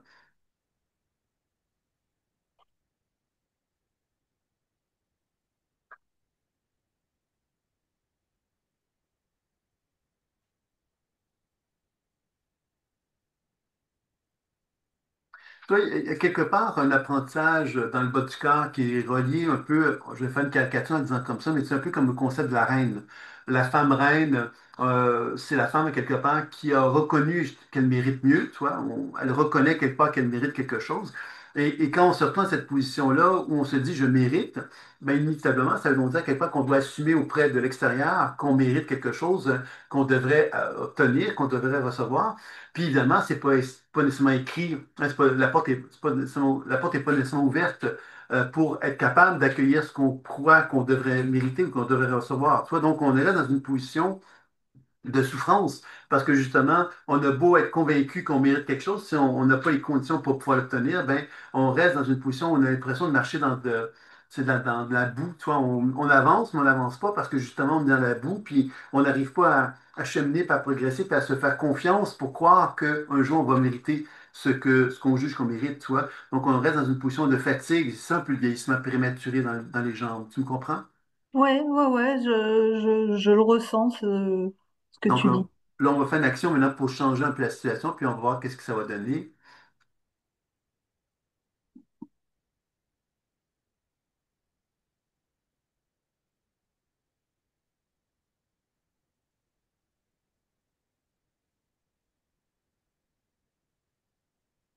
Là, ce que je sens, c'est qu'il y a comme pour moi, il y a une petite fille quelque part qui se retrouve dans le bassin.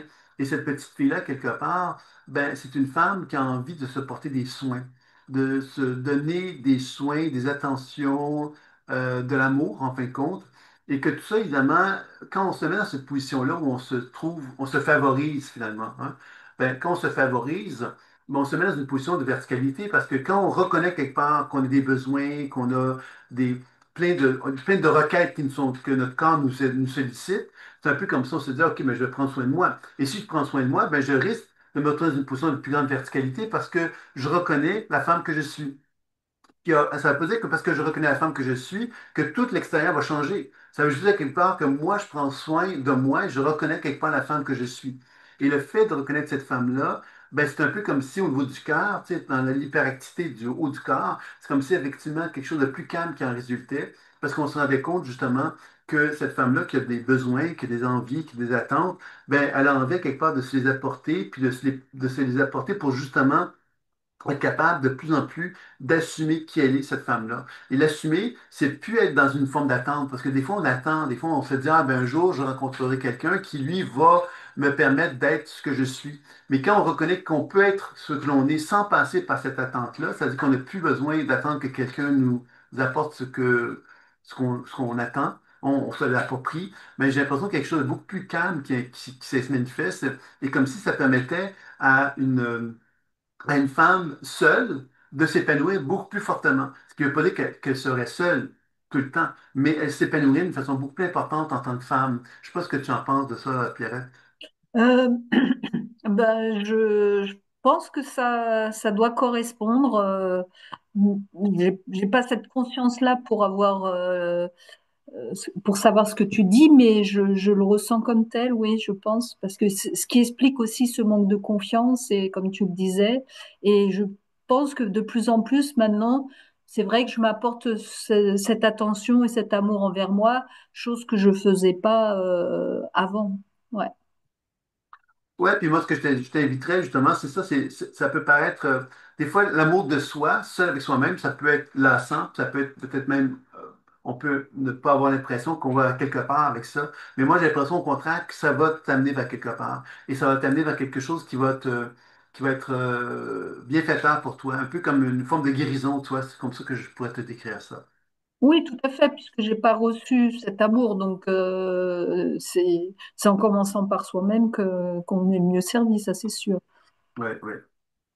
D'accord, mais je te remercie. Ça Et va? juste, du Oui. coup, mon corps, il a plus vieilli. Le fait que j'avais vécu pas mal de traumas et qu'avec le nerf vague, c'était mon système sympathique qui était suractivé. Parce que, comme tu disais, moi, généralement, tous les matins, mais depuis longtemps, je me connecte au soleil et je demande à la régénération de mes corps et notamment de mon ADN et des télomères.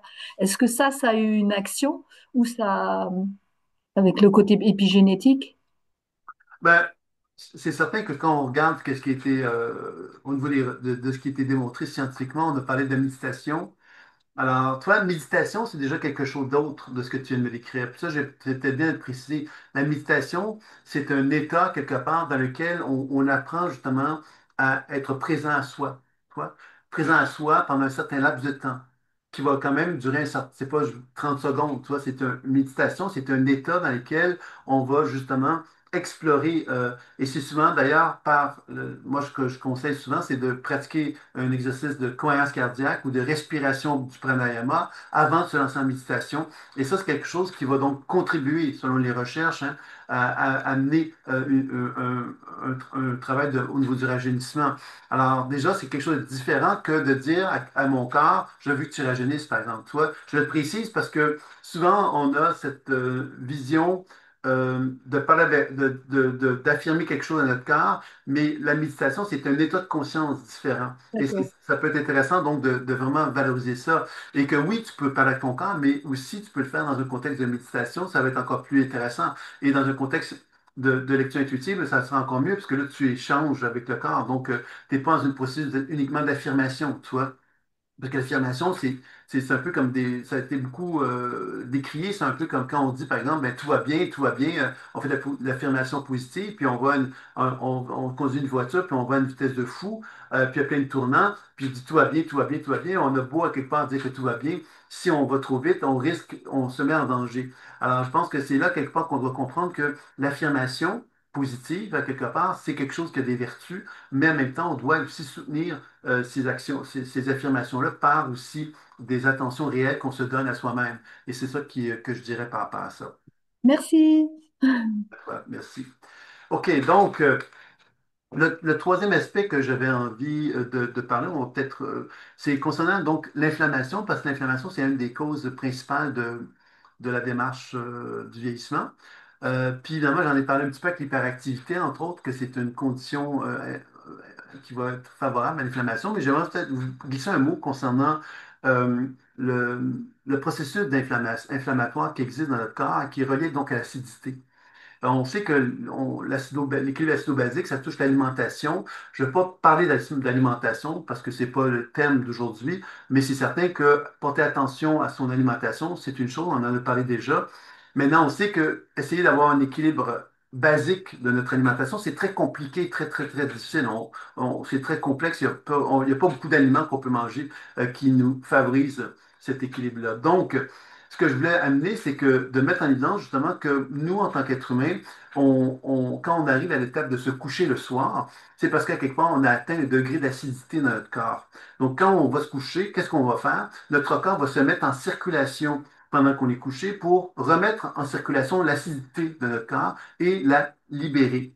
À la libérer de quelle façon? Ben, par la peau, on va peut-être avoir de la sudation, par la vessie, les reins et vessie par les intestins, par les poumons, la respiration, on va libérer de l'acidité pendant la nuit qui va permettre justement à notre corps de retrouver sa fluidité. C'est important de comprendre ça parce que l'acidité, qu'est-ce qu'elle va faire? C'est qu'elle va créer comme une genre de gel dans notre corps qui va donc pas favoriser cette fameuse fluidité-là. Alors, quand on pense à l'idée de la négantropie, qu'est-ce que c'est? C'est la fluidité.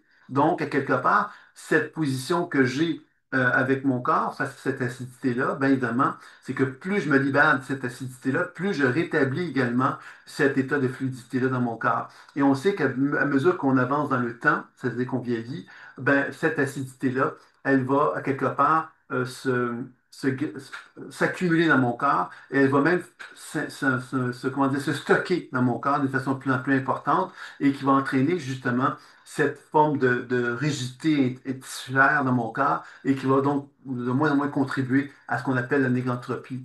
Donc, c'est un élément donc intéressant à bien comprendre ce processus-là. Ça veut donc dire que bien dormir, donc c'est évidemment un facteur. Dormir de bonnes heures de sommeil, c'est un facteur. Se promener à la rosée du matin, les pieds nus, c'est un autre facteur qui peut aider à ce niveau-là. Il faut savoir que l'acidité, ce sont des charges positives dans notre corps. C'est-à-dire on est un corps bioélectrique, hein. C'est-à-dire qu'on a des ions négatifs dans notre corps et des ions positifs. Les ions positifs, ce sont des protons. Les protons, c'est de l'acidité. Et les ions négatifs, ben, quelque part, c'est ce qui va permettre au corps de retrouver sa flexibilité, sa mobilité tissulaire, etc. Donc, c'est certain que l'idée de prendre conscience de ça, ça veut donc dire finalement d'être donc attentif à ce processus-là. Et là, je vais vous présenter les 6 phases qui vont amener justement cette acidité-là à s'incruster dans le corps, puis de quelle façon qu'on peut justement travailler pour amener encore une fois ce processus de non-vieillissement par rapport à ça.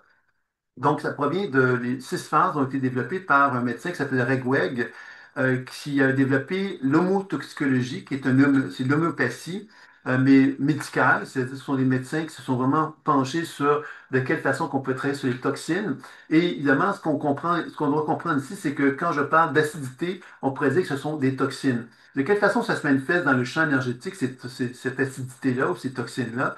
C'est lorsque je regarde, par exemple, quelqu'un qui est très, très malade et que je regarde son champ énergétique, puis je vois qu'il y a plein d'énergies sombres qui veulent sortir de son corps. Qu'est-ce que c'est que ces énergies sombres qui veulent sortir de son corps? Il y a des gens qui vont dire que c'est des énergies négatives, mais quand on regarde ça d'un point de vue bioélectrique, on comprend que ce sont des charges positives. Ce sont des protons qui veulent sortir de mon corps parce que justement j'ai un excès d'acidité et mon corps ne sait plus quoi faire avec, puis il cherche à l'éliminer. Qu'est-ce qu'un guérisseur va faire souvent d'ailleurs? Il va prendre cette surcharge-là avec ses mains, puis il va l'envoyer vers le sol. Hein? Le Soleil, qu'est-ce que c'est? C'est une masse de d'ions négatifs. La planète Terre est une masse d'ions négatifs. Et moi, je prends cette charge positive-là et je l'envoie vers le sol pour libérer justement cette acidité-là. Donc, c'est intéressant de bien comprendre quelque part que moi, en tant qu'être humain, ben, tout le travail que je fais justement à rétablir mon équilibre biolumineux avec, hein, si je fais des soins énergétiques sur moi, ben, c'est de rétablir justement des ions négatifs dans mon corps pour permettre justement à ce corps-là de retrouver sa fluidité. Donc, c'est pour ça que c'est si important, encore une fois, de s'accompagner, de ne pas rester passif dans une démarche d'auto-guérison. On sait que la lecture intuitive peut nous permettre de comprendre la raison d'être des perturbations, mais par la déprogrammation, hein, qui est une façon créative, à quelque part, de donner à notre corps tout ce dont il a besoin pour se libérer des programmations, des limitations, et le soin énergétique, ben, ça permet justement de rétablir cet équilibre biolumineux dans notre corps et de contribuer donc à ce processus de guérison qui est important. Donc, pour donner une indication sommaire hein, de ces 6 phases-là, pour comprendre comment ça fonctionne, la phase de sécrétion, c'est la première phase, c'est la phase dans laquelle, justement, mon corps va prendre l'acidité qui est dans mon corps, puis il va l'expulser par le biais de la peau, hein, comme je disais tantôt, par les émonctoires. On va simplement nettoyer cette acidité-là d'une façon normale. C'est la phase de sécrétion.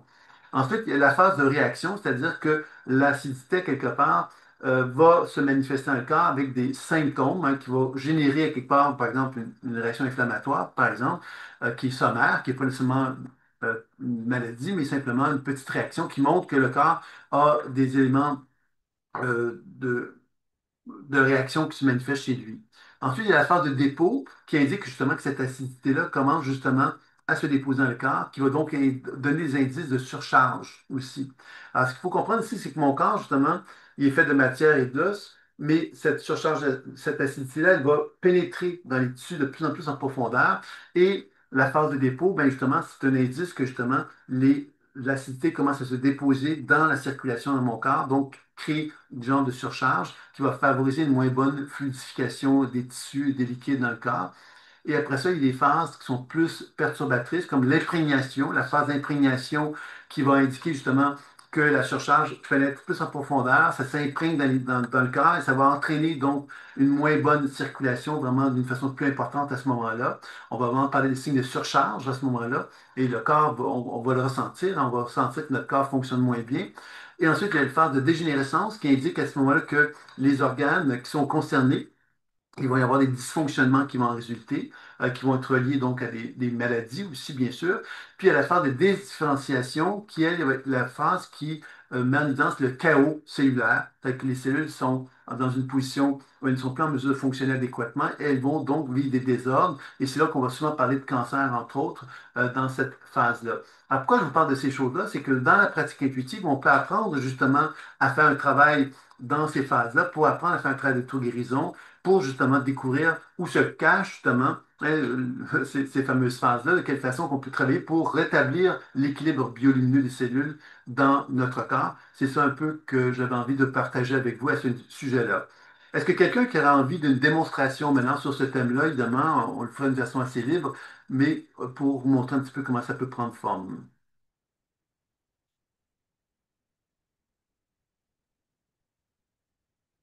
Alors, s'il n'y a personne, ben, moi, je vais simplement continuer à vous présenter l'élément. OK, il y a donc Frédéric qui me dit je veux bien. Est-ce que Frédéric, tu as un thème que tu aimerais travailler?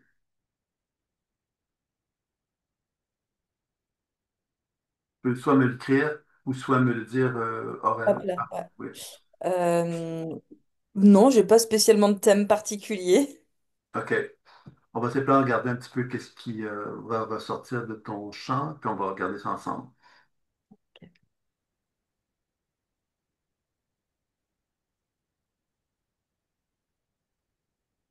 Tu vois, moi, ce que je perçois de toi, évidemment, là, c'est pas un avis. Moi, je dis simplement ce que je perçois, OK? C'est au niveau du côlon. Et ce que je sens quelque part, c'est que c'est un peu comme au niveau de la région du plexus solaire versus la région du côlon. Alors, il y a quelque chose qui a besoin de descendre, tu vois, c'est ça que je sens. Besoin de descendre, qui est pour moi lié, tu sais, quand on vit quelque chose d'émotionnel, un choc émotionnel, on peut vivre un choc émotionnel puis se dire, bon, ben, ce choc-là, quelque part, j'ai pas pris, j'ai pas accepté, c'était pas acceptable, je le digérerai pas, je vais pas tourner la page. Tu vois, une espèce de position de hargne, comme ça que je pourrais le décrire. Et cette hargne-là, c'est comme ça qu'on je perçois au niveau du plexus solaire. Et en même temps que cette hargne-là, elle existe, on sent qu'au niveau de la zone du côlon, ça vient comme le perturber, comme si, quelque part, tu sais, quand on dit, par exemple, ça me fait chier, tu vois, c'est une expression qui n'est pas très polie, mais ça me fait chier, ça me dérange profondément, quelque part, puis j'ai envie de tous les tuer. On va dire ça d'une façon caricaturale toujours, hein. Donc, quelque chose de cet ordre-là que je sens qui est présent dans ton corps. Je sais pas ce que tu en penses, toi, de ça. Oui, oui, oui, c'est vrai. Enfin, oui, j'entends. Enfin, oui, ça me parle. Quand tu fais OK? ouais, quand vous dites ça, ça me parle, ouais. Mm. Mm. Donc, c'est sûr que toi, quand on regarde ça, quelque part, si on regarde nos principes de l'acidité dont je te parlais tantôt, ben c'est sûr qu'au niveau du plexus solaire, on voit bien qu'il y a quelque part donc une forme d'acidité qui s'est manifestée dans cette région-là et qui fait que ça fait ça un peu, ça vibre, tu vois, ça descend pas. Tu sais, ça monte trop, en fin de compte, ça fait ça, là. Et ça descend pas parce que justement, on cultive ça parce que l'émotion est là aussi, tout ça. Donc, c'est certain que le travail, là, on va essayer de faire descendre l'énergie puis voir un petit peu comment ça va se passer, puis je vais te revenir. Ça te va? Ok. Tu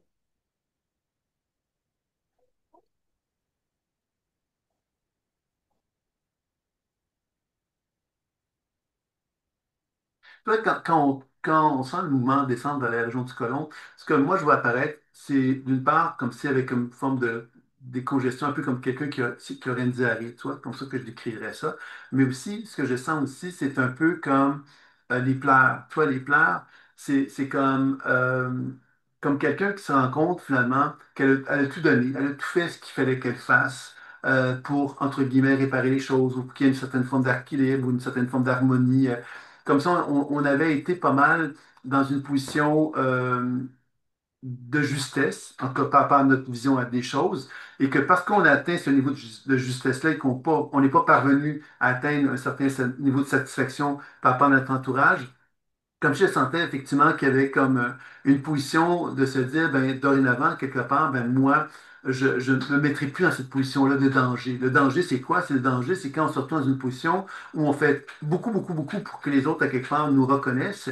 Puis que quand on se rend compte qu'ils ne nous reconnaissent pas, ben, on se dit, ben là, moi, je je ne recommençais pas deux fois la même chose. Tu vois? Comme si je sentais il y avait quelque chose en toi qui était en train de faire un deuil par rapport à ton entourage. Et que ce deuil-là, ben, pour moi, c'est ça qui favorisait le mouvement vers le côlon. Je sais pas si tu me suis par rapport à ça. Et si, complètement. Et puis, et oui, ça me parle totalement, oui. En fait, t'as l'impression de faire un peu tampon. Est-ce que, je sais pas, quand je te dis ça, est-ce que ça. Oui, de faire un peu le tampon, de faire un peu et puis qu'en fait, en mode, tu t'aperçois que t'as beau faire le tampon, que ça fonctionne pas, en fait. Donc, bah, Ouais, t'as envie de. Enfin, t'as envie de. Tu te dis, bah, c'est bon, quoi. Enfin, bah, comme tu dis, ça fait chier. On peut dire ça un peu comme ouais, ça. puis c'est ça, mais je t'inviterai à les chier. Non, non, excuse-moi. Non, mais dans l'idée, à quelque part, quelque chose qui a besoin de sortir. Puis ça implique à quelque part, le deuil, c'est toujours triste, hein. Faire le deuil de quelque chose qu'on pensait qui aurait dû être possiblement quelque chose de constructif, quand on se rend compte que ça ne l'est pas, ben inévitablement, il y a comme on doit lancer la serviette, on doit passer à autre chose, on doit tourner la page en quelque sorte. Puis tourner la Mm. page, ça ne veut pas dire de finalement faire comme si rien ne s'était passé, c'est de reconnaître que c'est passé quelque chose qu'on n'a pas trouvé correct, mais en même temps de dire, ben moi, je n'ai pas envie de nourrir cette situation-là, de contribuer ou de continuer à nourrir cette situation-là. J'ai envie, moi, de me retrouver puis de trouver ma voie à moi à ce moment-là. Tu comprends? Mm. Est-ce que ça Complètement. va? Oui. Donc c'est bon? Je m'arrêterai ici? Ouais, Oui. Donc super. finalement, tu comprends évidemment que la continuité, ce serait de travailler sur cette position justement d'élimination quelque part et de chercher donc à retrouver cette position de force qui est dans tes jambes, hein, de retrouver le parasympathique en quelque part à travers cette démarche-là. Ça va? Ouais, super, merci beaucoup. Mhm. OK, donc le dernier thème que j'avais envie de partager avec vous, c'était concernant ben, l'épigénétique en quelque part, puis les télémères dont j'ai parlé tantôt, hein, c'est qu'on comprend évidemment que c'est qu'on avait l'impression quelque part qu'on n'a pas de rôle à jouer concernant notre destin, en fin de compte, on pourrait voir ça comme ça. Et là, on voit actuellement qu'il y a des choses qui peuvent être faites, on en a parlé un petit peu face à l'alimentation, etc. Et évidemment, dans notre conscience, on comprend quelque part que nos programmations, nos croyances, nos limitations, ben, contribuent évidemment à nous garder dans une position un peu de destin. Et c'est ça un peu qui est proposé justement dans cette dernière étape-là, c'est qu'on puisse travailler sur un organe. Un organe, évidemment, c'est que il y a donc une série de gènes associés à un organe, puis les télomères qui sont associés donc à l'organe aussi, hein, puisque les cellules sont différenciées, hein. Si on parle de cellules foie, par exemple, ben le foie a des cellules qui sont foie. Si c'est la vésicule biliaire, ben les cellules de la vésicule biliaire sont vésicules biliaires, c'est pas n'importe quelle cellule. Donc, évidemment, on peut donc travailler justement à porter notre attention sur un organe et de voir de quelle façon qu'on puisse avoir comme une indice de la longueur des télomères ou encore là de regarder au niveau du bagage génétique. Alors évidemment, ce n'est pas une action médicale qui est effectuée là, mais c'est pour simplement explorer cette avenue-là d'une façon plus concrète et pratique. Donc, s'il y a quelqu'un qui veut se présenter pour faire ce petit exercice-là, ben, on sait ce qu'on va faire.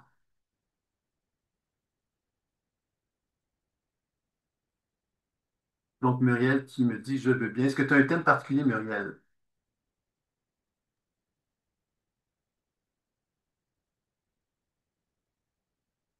Sinon, je vais me laisser guider par ce qui va être là.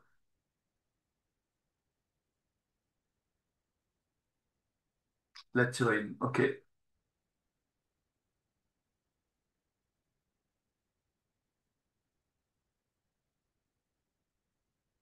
Mais tu vois, ce que je sens de toi, Muriel, dans un premier temps, c'est que la glande thyroïde, pour moi, elle a une relation avec la tête, un peu comme quelqu'un, tu sais, qui pourrait me dire ça comme quelque chose comme ceci, je me laisserai pas faire.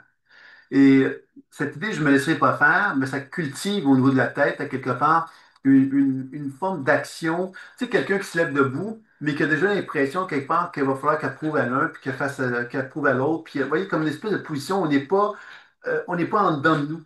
On est dans l'extérieur de nous, puis on est dans une espèce de position, à quelque part, où on donne notre pouvoir aux autres, parce que comme on n'habite pas notre corps, ben, quelque part, on n'est pas dans une position de puissance. Et ça, c'est un thème une chose importante à comprendre, c'est que quand on est comme ça, quand elle me dit c'est complètement ça, c'est que le sang, quelque part, la conscience, que mon sang, moi, quelque part, c'est ma conscience. Si j'ai pas de sang, ma conscience ne peut pas se déposer en moi. Alors souvent, justement, je te dirais d'être attentif justement à la relaxation parce que relaxer, ça veut dire quoi? Ça veut dire descendre dans nos pieds, descendre dans nos jambes, se permettre donc de relaxer, de méditer, de prendre le temps quelque part de se déposer dans une recherche d'harmonie, puis également peut-être être attentif à son sang aussi, au sang, à quelque part, de quelle façon je peux nourrir mon sang.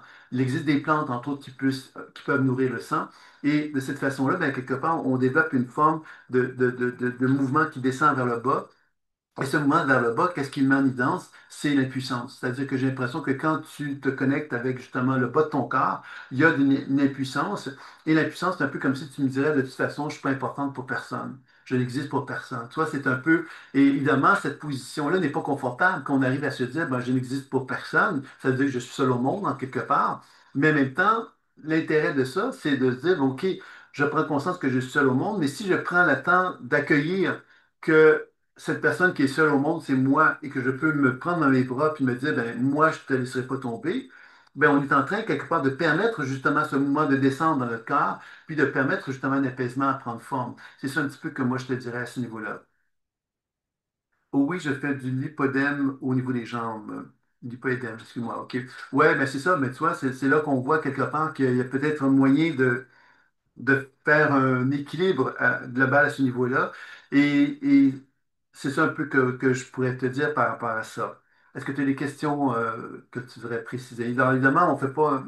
Là, c'est des démonstrations que je fais, c'est pas, on se lance pas dans des grands trucs, mais c'est pour montrer un peu qu'encore une fois, ben, vous voyez que dans des conditions comme celle-là, bien évidemment, le niveau de vieillissement, ben, quelque part, ben, il existe dans la mesure que le corps n'est pas en son équilibre. Donc, chercher donc à renouer contact avec l'équilibre, c'est de porter attention vers notre corps pour justement faire des actions pour renouer contact avec cette position de négantropie le plus possible, en tout cas de favoriser une circulation plus importante à prendre forme. Est-ce que tu as d'autres questions, Muriel, par rapport à ça? OK. Ben, je te remercie, Muriel, d'avoir bien voulu participer. Alors, évidemment, donc, c'était donc la petite conférence que j'avais envie de partager avec vous. Alors, vous avez compris, donc, l'idée de ça, c'est quoi? C'est que d'une part, la recherche nous démontre des choses très positives et très encourageantes concernant ce niveau de vieillissement-là. On peut donc, par des pratiques, faire attention à l'alimentation, au sport, à la méditation. On peut déjà faire un certain nombre de choses qui vont nous aider justement à favoriser ce non-vieillissement-là. Donc, c'est déjà intéressant. La cohérence cardiaque, dont on a parlé tantôt, sont toutes des choses qui sont accessibles pour vous tous. Si vous avez évidemment envie d'aller plus loin, bien évidemment, c'est que moi, je considère que la pratique intuitive, elle me permet justement de pouvoir porter mon attention dans mon propre corps pour être capable de justement ne pas être dans une position de victime, entre guillemets, face à ma situation physique. Hein, c'est-à-dire que je peux reconnaître que dans mon corps, il peut se passer des choses qui ne sont pas qui me donnent pas les meilleures conditions pour être dans un potentiel santé optimal. Et le fait que je prenne conscience de ça, d'une façon journalière, quelque part, si j'ai envie, ou une fois par semaine, ben, j'apprends donc à devenir de plus en plus proactif. C'est-à-dire, je ne suis pas une victime, je ne suis pas passif devant une situation et je commence à me rendre compte, là, quelque part, que mon corps même, peut me parler, hein, parce qu'effectivement, les cellules de mon corps ont une certaine capacité à communiquer avec moi par les images, les sensations et les mots que je peux établir comme relation. Puis évidemment, on peut également aussi, par la déprogrammation, créer grâce à notre imaginaire tout ce dont on a besoin pour que notre corps puisse se transformer, puis les soins énergétiques qui vont permettre de favoriser la lumière. Donc, c'est ça un petit peu qui va être vu dans l'enseignement quelque part qui aura lieu donc le 8 novembre, c'est un samedi, en Bretagne, pour ceux qui sont en mesure de le faire en présentiel. Alors, c'est un week-end donc d'une journée, puis il y a une deuxième journée qui va présenter de quelle façon qu'on peut favoriser la transformation de l'être en travaillant sur les mémoires personnelles et la projection du futur. Donc, c'est deux journées à quelque part qui ont pour objectif de vous présenter la base pratique de la pleine conscience intuitive, de travailler sur vous, mais de travailler sur un partenaire, puisque ces deux journées-là ont vraiment un objectif de vous aider à voir comment elle se pratique sur soi, comment elle se pratique sur une autre personne.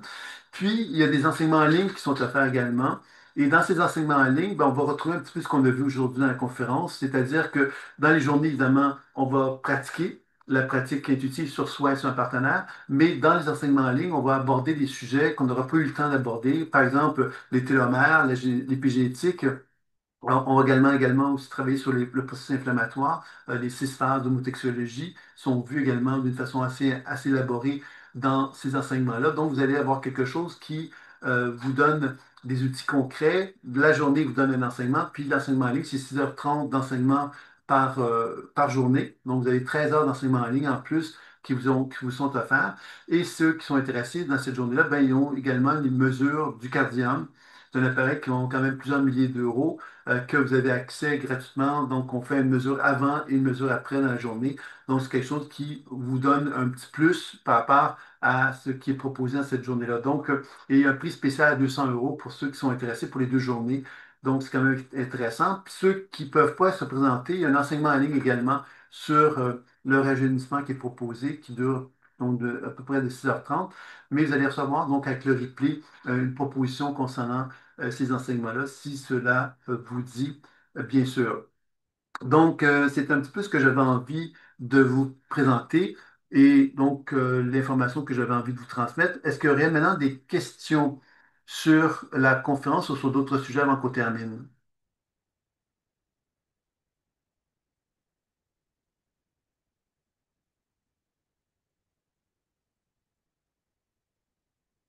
Non, donc je pense, donc clair pour vous. Alors, ben, je vais donc m'arrêter ici. Alors, évidemment, il y a donc des conférences régulièrement que vous allez recevoir. Je verrai donc une autre conférence qui va avoir lieu, donc je pense que c'est la semaine prochaine, sur la deuxième journée qui a lieu le 9 novembre, hein, qui concerne donc se libérer du passé et créer son futur.